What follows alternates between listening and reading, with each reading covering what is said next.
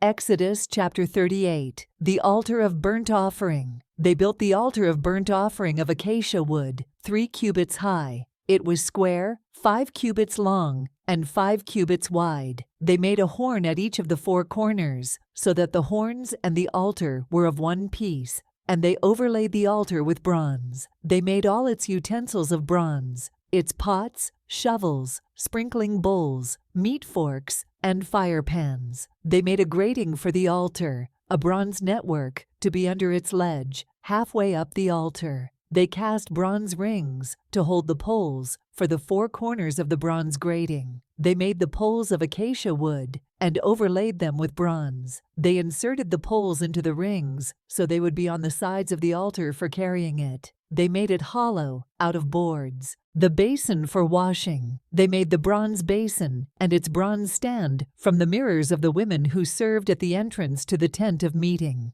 The courtyard. Next, they made the courtyard. The south side was 100 cubits long and had curtains of finely twisted linen, with 20 posts and 20 bronze bases, and with silver hooks and bands on the posts. The north side was also 100 cubits long and had 20 posts and 20 bronze bases, with silver hooks and bands on the posts. The west end was 50 cubits wide and had curtains, with 10 posts and 10 bases, with silver hooks and bands on the posts. The east end, toward the sunrise, was also 50 cubits wide. Curtains 15 cubits long were on one side of the entrance, with 3 posts and 3 bases, and curtains 15 cubits long were on the other side of the entrance to the courtyard, with 3 posts and 3 bases. All the curtains around the courtyard were of finely twisted linen. The bases for the posts were bronze. The hooks and bands on the posts were silver, and their tops were overlaid with silver.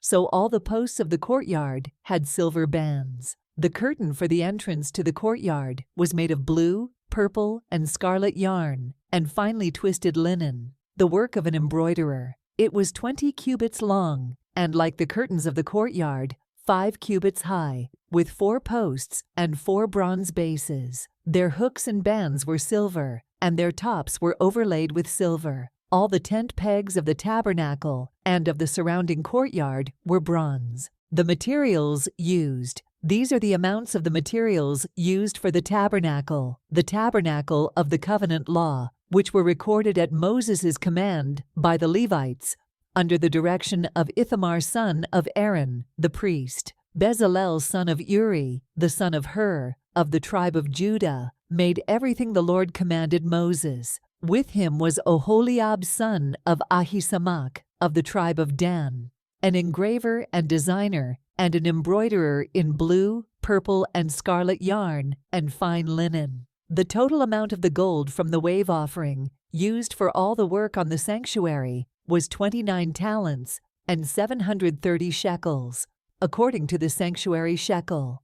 The silver obtained from those of the community who were counted in the census was 100 talents and 1,775 shekels, according to the sanctuary shekel. 1 beka per person, that is, half a shekel, according to the sanctuary shekel, from everyone who had crossed over to those counted, 20 years old or more, a total of 603,550 men. The 100 talents of silver were used to cast the bases for the sanctuary and for the curtain.